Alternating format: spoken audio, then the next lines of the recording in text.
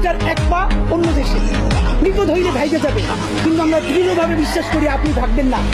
এর প্রমাণ, আপনি যদি ভাগতেন পৃথিবীর কোন দেশ আপনারে রাখতে চায় না বলেন? তাহলে হাসিনার আমলেও 10 তলা বিল্ডিং ভাইয়া আপনার আদালতে হাজিরা আপনি দিতে আসতেন না। আপনি তখনই বিদেশ থাকতে পারতেন।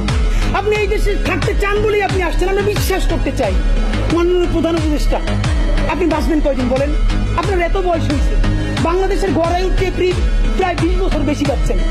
আমার বাপের 63 বছর পাচ্ছে, তার চেয়ে আপনি প্রায় 20 বছর বেশি পাচ্ছেন। মাঝে মধ্যে মৃত্যু বেঁচে থাকার চেয়ে অধিক মাননীয় প্রধান উপদেষ্টা।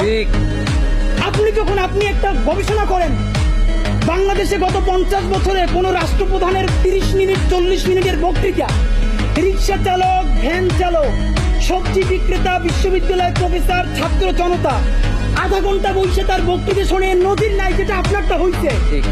এটা কিন্তু আপনার চেহারা দেখে না। আপনি রাজনৈতিক দল করছিলেন, ফেরও করছেন, কিন্তু এইবার যে আপনার এই বাংলাদেশের পক্ষে হৃদয় নিংড়ে ভালোবাসা, আপনি যখন বক্তৃতা করেন আপনি আর্টিফিশিয়াল কিছু বলেন না, কিন্তু আপনি যখন ঘোষণাপত্র বললেন আপনার চেহারায় আর্টিফিশিয়াল ছাপ। ইদানিং আপনি স্ক্রিপ্ট দেখে দেখে বক্তৃতা করেন, এগুলো আমরা চাই না মাননীয় প্রধান উপদেষ্টা। আপনার অন্তরে যা আছে, আপনারা যে বাধ্য করে তার কথা বলে দেন না। আপনারা কি করবে বলেন? আপনারা খুন করবেন। আপনি প্রায় 80 বছর বাঁচছেন, আর কয় বছরই বাঁচবেন?